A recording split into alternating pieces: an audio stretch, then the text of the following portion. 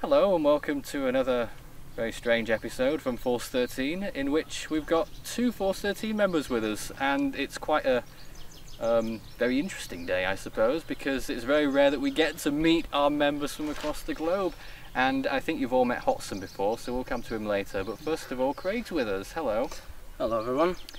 And I guess the purpose of this really is to talk about what it was at the very beginning. 2015, it was 3 years ago now, and why us? Why did you join Force 13 when it was a pretty new, barely anything was going on?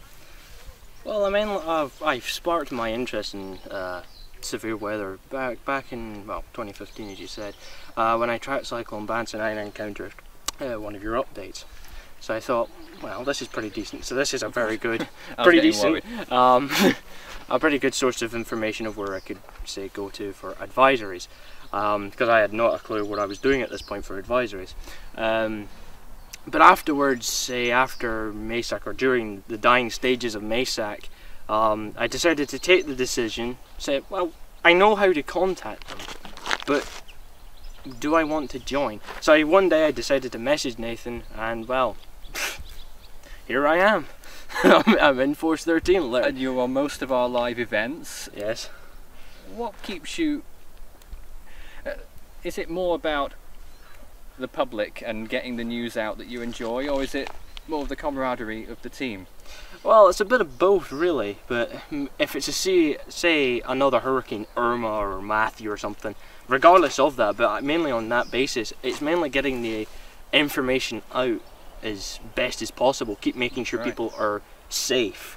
As you know, when we do the occasional tornado outbreak, we try and get what we can out and make sure people are safe by mainly me blabbering on about tornadoes and velocities, but along with several other members. Yes, on numerous occasions, but mainly what I enjoy about live events is getting information out as best as we can, rather than, it's not really being, say, being involved, it's mainly helping, contributing, getting it out. Well, when you see a lot of the mainstream media and a lot of media in general that really, hype turns up to 11 during these storms. Yes.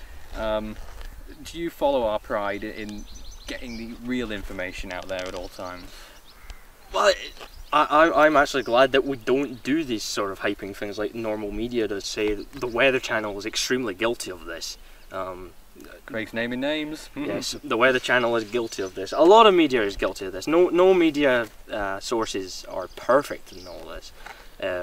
They are both all equally guilty, but I'm just glad that we do what we can by taking it extremely serious. And saying this is what is likely to happen by using official sources, say NHC, JTWC and all that, by getting everything together rather than saying this hurricane has 200-mile-an-hour winds when it clearly doesn't. I.e. some sources I've seen that a couple of times. Yes. And how do you survive here in the outback of Scotland, away from anything tropical in any way, away from, I mean, I don't know this area so well, but I assume that it's not a massive media hub either. That it is not, Nathan, that is not. What are your plans for the future and your prospects?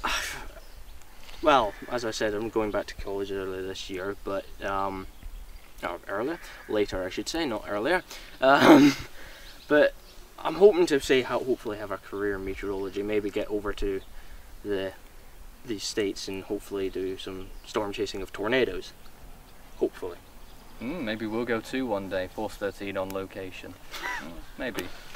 And finally, your first meeting with Hudson, our affectionate name for Daniel. Yeah.